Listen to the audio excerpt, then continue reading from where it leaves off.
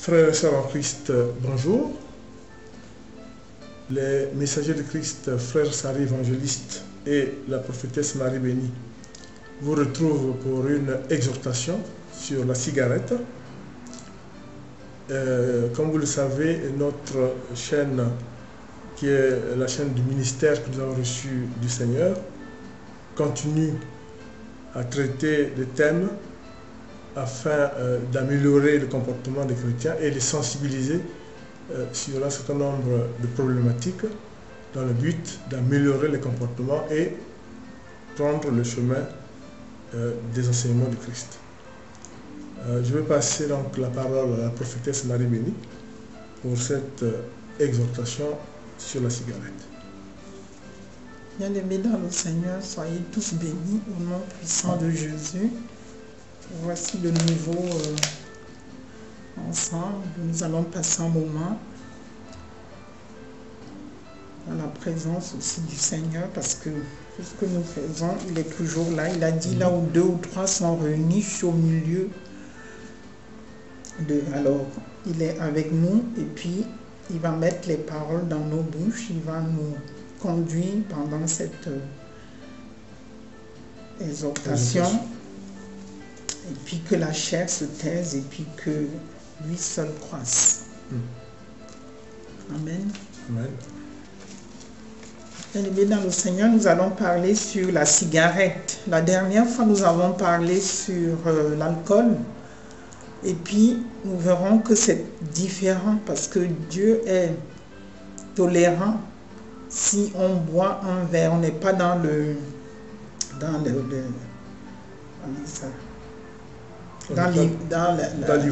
l'ivresse et tout ça, mais pour la cigarette, il n'y a pas de juste milieu, il n'y a pas de quantité minimale. Quantité minimale ou de quoi. C'est ne pas fumer, point. C'est ça que Dieu a dit. Alors nous devons suivre ce qu'il dit pour être agréable au Seigneur. Nous devons vraiment suivre ses enseignements, sinon nous ne serons pas agréables. Et il nous aime tellement qu'il n'aimerait pas qu'il nous arrive quelque chose de fâcheux. Voilà. Parce que nous avons voulu nous-mêmes faire comme nous voulons. Et après, nous devons payer les cassés. Alors nous allons tout de suite passer, je vais tout de suite lire un passage, 1 Corinthiens 6, verset 19 à 20. Alors je lis la parole de Dieu. Alors, ne savez-vous pas que votre corps est le temple du Saint-Esprit qui est en vous, que vous avez reçu de Dieu et que vous ne vous appartenez point à vous-même, car vous avez été rachetés à un grand prix. Glorifiez donc Dieu dans votre corps et dans votre esprit qui appartiennent à Dieu. Amen. Amen. Mais bien aimés, nous ne nous appartenons pas nous-mêmes. Notre corps appartient à Dieu. Nous ne pouvons pas faire ce que nous voulons de notre corps parce que nous appartenons à Dieu. Il nous a rachetés à un grand prix. Il a payé pour nous à la croix de Golgotha. Il a versé son sang pour nous. Alors nous devons faire attention. Notre corps, nous devons en prendre soin. Nous ne devons pas faire des choses qui vont nuire à notre corps. Notre corps a été minutieusement conçu avec amour par Dieu, qui s'attend à ce que nous en prenions soin, comme j'ai dit. Alors veillons à ne pas faire exprès de nuire par des pratiques néfastes. Ce passage-là, voilà, nous rappelle que nous avons, voilà, été rachetés, voilà, à un grand prix. Ce prix, c'est le sang de Jésus versé sur la croix. Et puis il y a un autre commandement aussi qui dit la même chose, c'est qu'on doit aimer aussi son prochain comme soi-même. Comme on dit aussi, l'homme doit aimer sa femme comme Dieu a aimé l'Église. Toutes ces choses-là, voyez, ça se rejoint. Parce que la Bible s'explique par elle-même. Alors voilà. Alors, bien aimé, nous devons en prendre soin de notre corps. Et puis, nous allons demander à l'évangéliste de nous lire un autre passage, qui est voilà, Matthieu 22, verset 39, qui est un autre commandement. Voilà. Ben, je vais lire donc Matthieu 22, verset 39. Le deuxième commandement. Et le second lui est semblable. Tu aimeras ton prochain comme toi-même. Voilà. Amen. Amen. Voilà. Voilà un autre. Tu aimeras ton prochain comme toi-même. Tu aimeras ton corps. Tu prendras soin de ton corps. Ton corps est le temple du Saint-Esprit. Toutes ces choses-là, nous devons vraiment faire attention. Nous disons que ce deuxième commandement fait suite au premier, bien sûr. Oui. Nous avons déjà fait une évangélisation dessus. Oui. Le premier commandement étant, tu aimeras le Seigneur ton Dieu de tout ton cœur, de toute ton âme et de tout ton esprit. Voilà, quand on connaît les dangers de la cigarette, il est clair qu'il n'est pas juste d'obliger aussi son entourage. Parce que, bien aimé, vous savez que quand on fume dans la maison, on fume, il y a des gens qui viennent, même quand on ne fume pas en leur présence, rien que quand ils entrent dans l'appartement, ils sentent que vous avez fumé. Et cette cigarette-là peut les nuire. Il y a des gens qui ont des problèmes déjà de santé, ils ne peuvent pas. Il y a des gens qui ont des problèmes asthmatiques, des personnes qui ont des problèmes, je ne sais pas, respiratoires, tout ce qui est allergie. Tout ça, ça peut les nuire, mais bien aimé. Donc, si vous aimez votre prochain, vous ne voulez pas quand même nuire à votre prochain parce que vous fumez en sa présence comme en son absence. C'est ça, c'est pour ça que pendant des années, il y a eu beaucoup, il y avait des endroits où on pouvait fumer dans tous les restaurants, et tout. Et puis après, tout d'un coup, les gens se sont rendus compte qu'il y a des gens qui sont tombés malades, qui n'ont jamais fumé, tout ça, mais parce qu'ils allaient dans ces endroits, ils ne fumaient pas, mais ils inhalaient quand même la fumée que les gens, que les fumeurs avaient relâchée. Hein, et tout ça, et puis c'est vrai que même la cigarette, ça s'imprègne, même si c'est juste un cendrier, il y a tout, ça c'est pas bien. Alors c'est pour ça que quand on aime aussi son prochain, on doit faire attention. Voilà. C'est pour ça qu'on ne peut pas obliger. Il y a des gens qui ont fumé pendant qu'il y avait leurs enfants, les petits, ils sont petits et tout ça, ça nuit, voilà, aux enfants.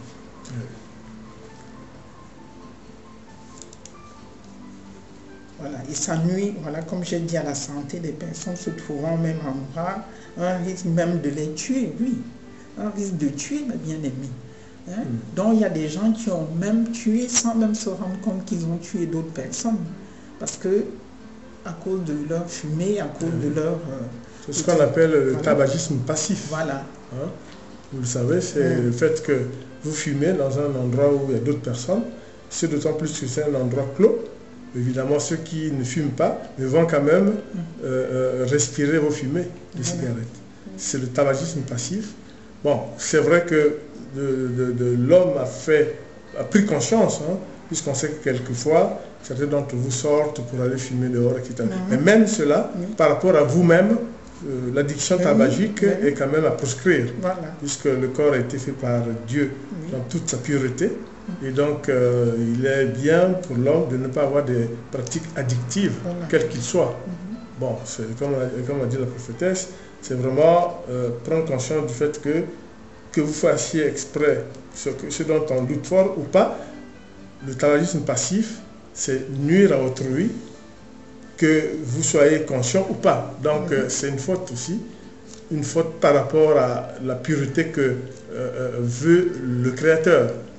Pour nous chrétiens, nous sommes chrétiens, nous avons la foi, donc nous croyons en ce que le Christ nous a enseigné, nous croyons en ce que disent les Écritures.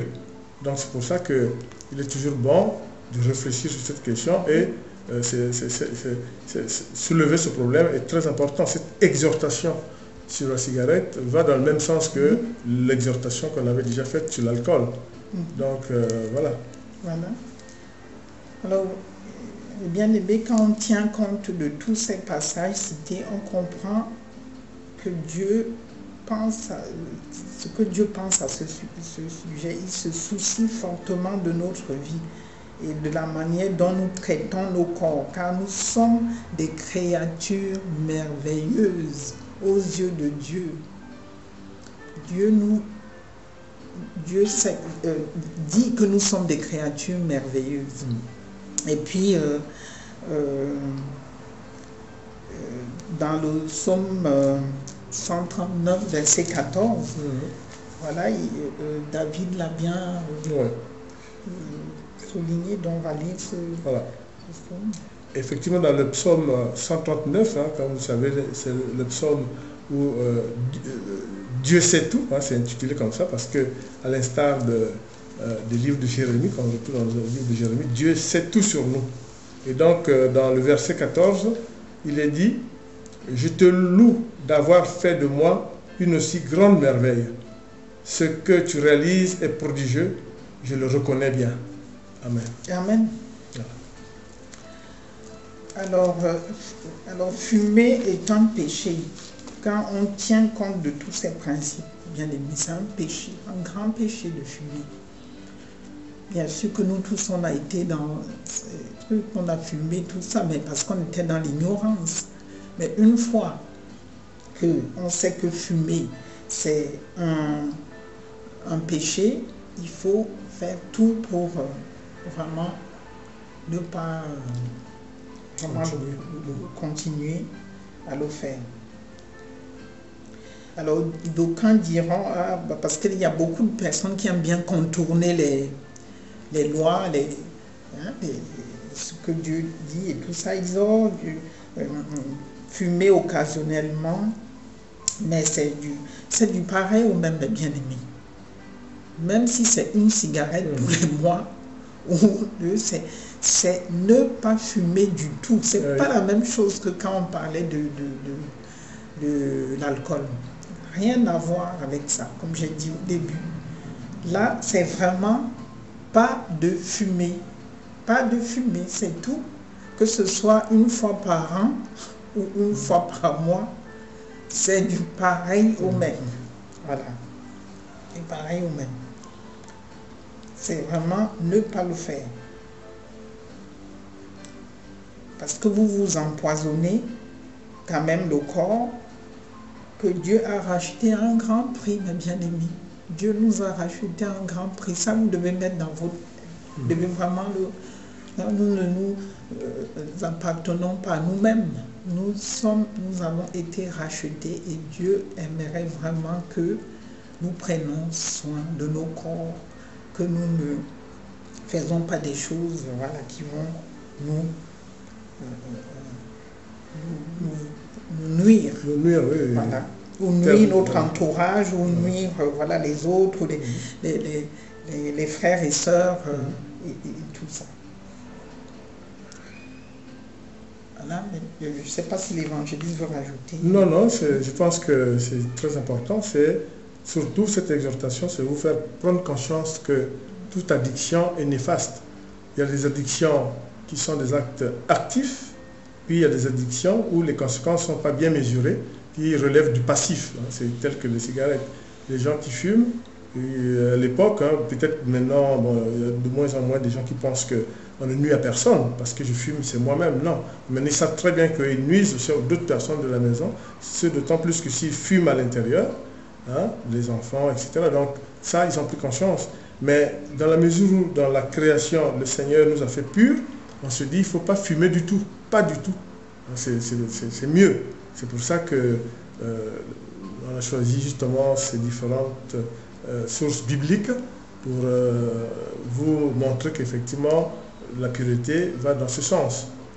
Prenez conscience du fait que, par la cigarette, vous faites du mal vous-même, ce qui est indéniable, mais aussi à autrui, que vous le vouliez ou non.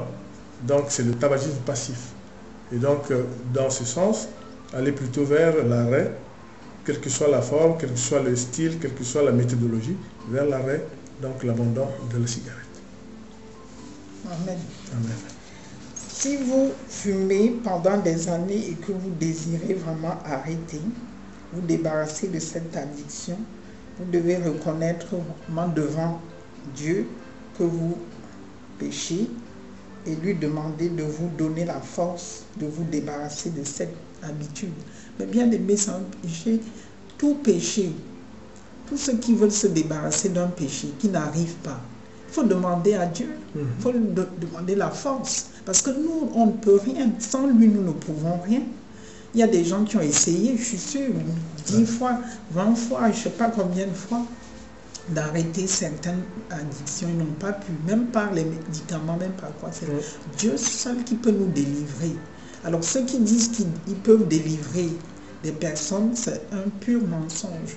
Et bien aimé, la seule personne qui peut nous délivrer de toute addiction, de tout, parce que c'est au-dessus de nos forces, au-dessus de nos moyens, au-dessus de notre volonté même. Alors nous devons demander à Dieu la force. Nous devons lui dire, Seigneur, nous devons nous mettre à genoux, demander de nous aider, d'être là, et il sera là. Il attend que ça, bien aimé. Toutes sortes d'addictions. Parce qu'il y a beaucoup de gens qui se sont allés en cure. Ils ont payé des centaines et des milliers de francs. Ils n'ont jamais pu en sortir. Même les personnes, vous diront, ceux qui ont fumé, ceux qui ont été dans des addictions, vous diront que quand ils passent même à côté d'un bistrot, à côté d'un kiosque, là on va, ils sont toujours, il y a toujours une tentation. Il y a toujours cette comment dire, cette envie. Cette envie, oui, c'est une tentation. Cette envie qui revient tout le temps. Qu'il soit n'importe où, si quelqu'un allume une cigarette, tout de suite ça va, son cerveau se met, il faudrait peut-être que j'essaye encore un peu bien. C'est pour ça qu'on dit que c'est vraiment compliqué. Et rien n'est impossible à Dieu. Rien n'est impossible à celui qui croit en lui et qui met toute sa confiance en lui, l'Éternel, qui a fait le ciel et la terre et les étoiles et tout ce qui se trouve dans le ciel et sur la terre. Donc rien n'est impossible à lui. Il est là, il est à l'écoute. Nous sommes ses enfants et il a l'oreille, il est là attentif. Dès si on veut lui parler, voilà, il dit non, attendez, mon enfant veut me parler là, il faut que j'écoute ce qu'il veut me dire. Voilà, c'est comme ça. Un père plein d'amour, plein de beauté pour nous, compatissant, tout. Et il nous aime d'un amour inconditionnel, même.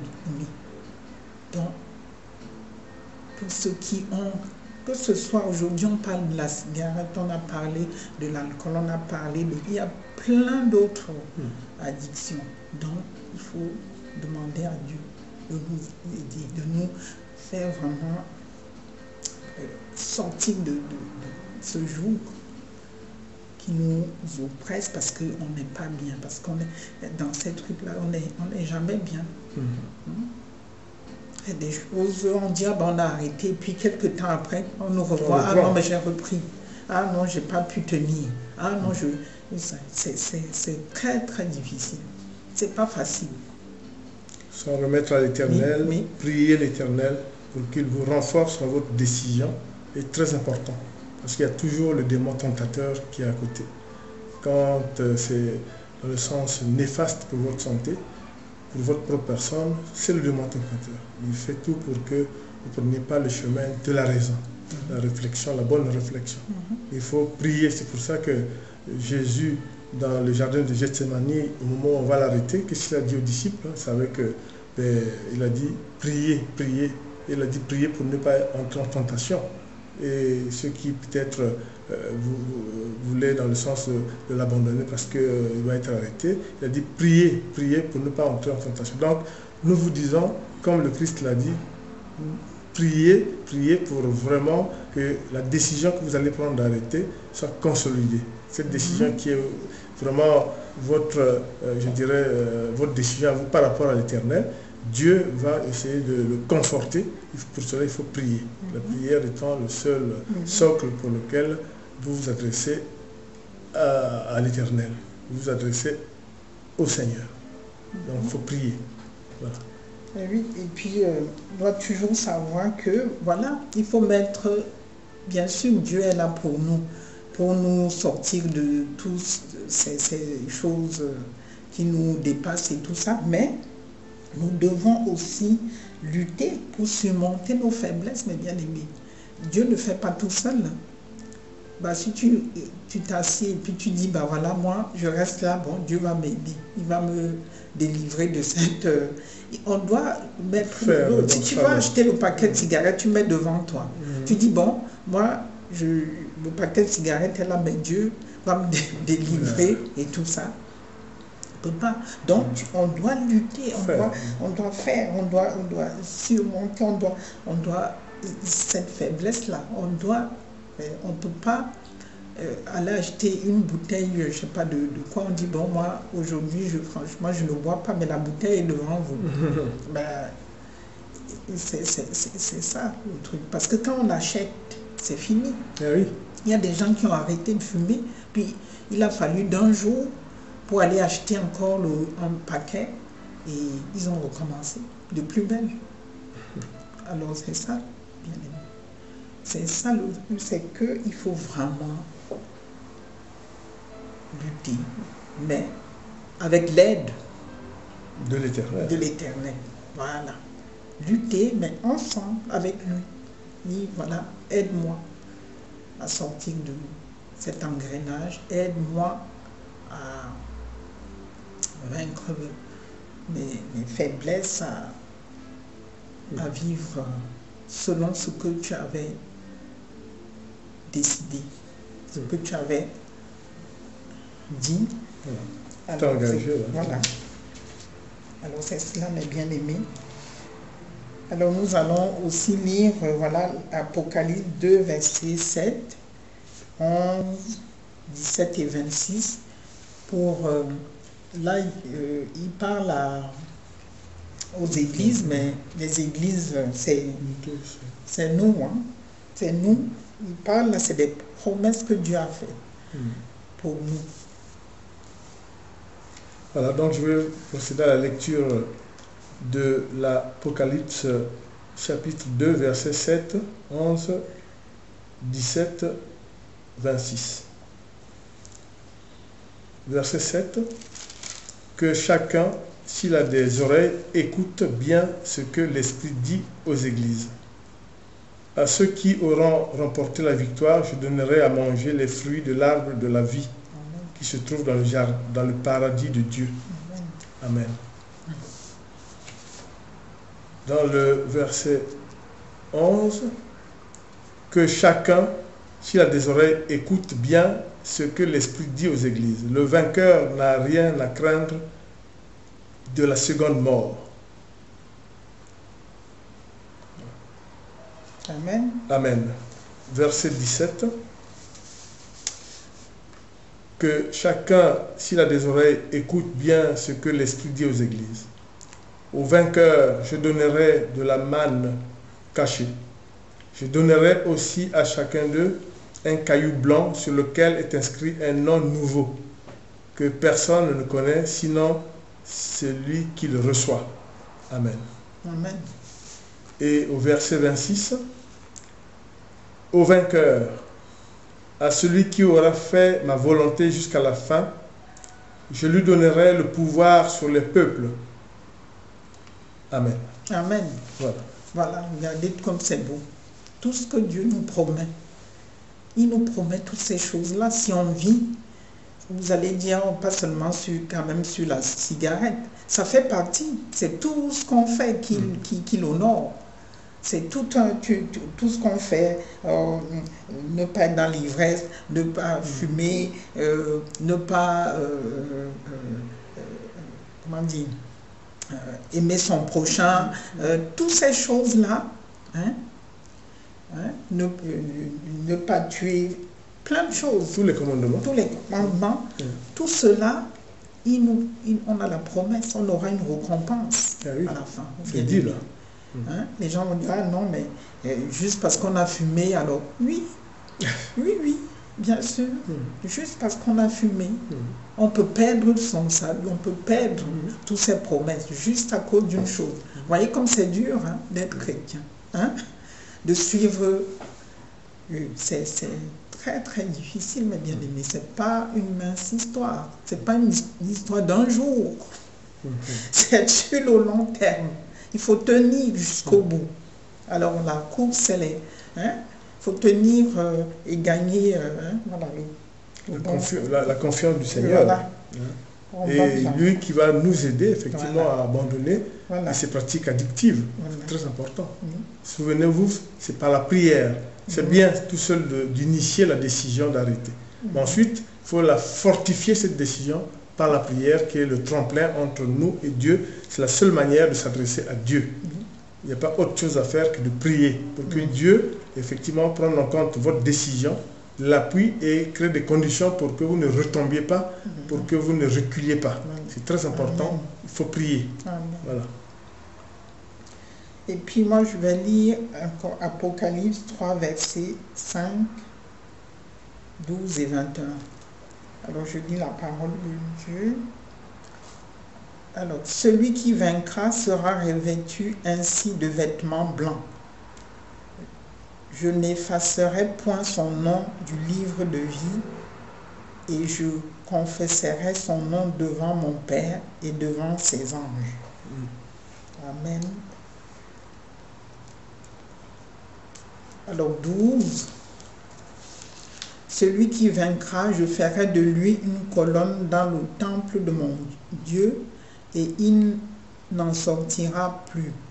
J'écrirai sur lui le nom de mon Dieu et le nom de la ville de mon Dieu, de la nouvelle Jérusalem qui descend du ciel d'auprès de mon Dieu et de mon nom nouveau. Amen. Et je vais lire le 21. Celui qui vaincra, je le ferai asseoir avec moi sur mon trône, comme moi j'ai vaincu et me suis assis avec mon Père sur son trône. Amen. Amen. Mais bien aimé, regardez comme c'est beau tout ce que Dieu nous promet. Si on suit ses commandements, si on obéit à tout ce qu'il a dit, nous allons avoir tout cela. Nous allons nous asseoir dans le trône avec lui. Nous allons être revêtus, nous allons changer il a changé nos noms. Il va faire plein de choses. Alors, gardons mes bien-aimés, vraiment, si vraiment vous avez, comme on a dit, des addictions, des choses qui sont vraiment difficiles, le seul qui peut vous aider, c'est l'Éternel. Il n'y a personne d'autre. Que personne ne vous trompe, que les pasteurs ou les, je sais pas, poètes ou n'importe quoi ne vous disent, moi, j'ai la solution. Non.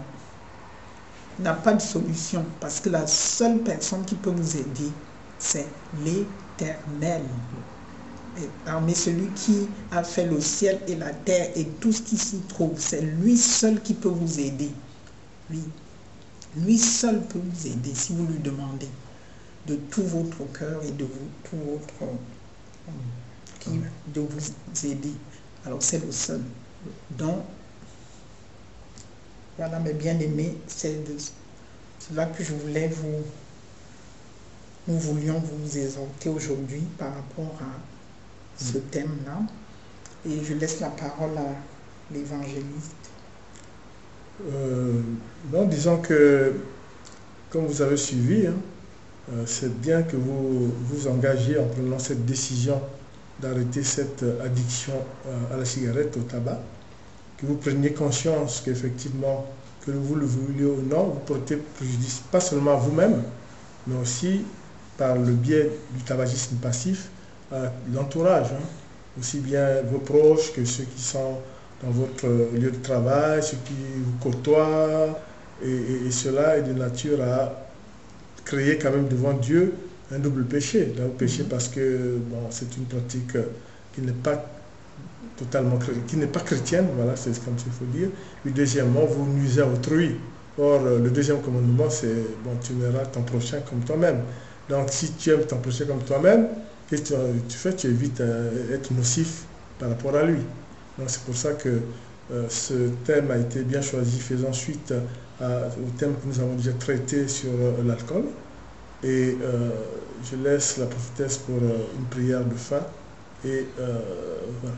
Alors, bien-aimé, alors que la faveur et la grâce de Dieu soient votre partage où que vous vous trouvez, et que le Seigneur soit toujours avec vous, et puis que vraiment vous donnez, vraiment vous vous abandonnez vraiment à lui. Et nous disons Amen. Amen. Et à la prochaine fois. Shalom à vous. Shalom. Et à bientôt.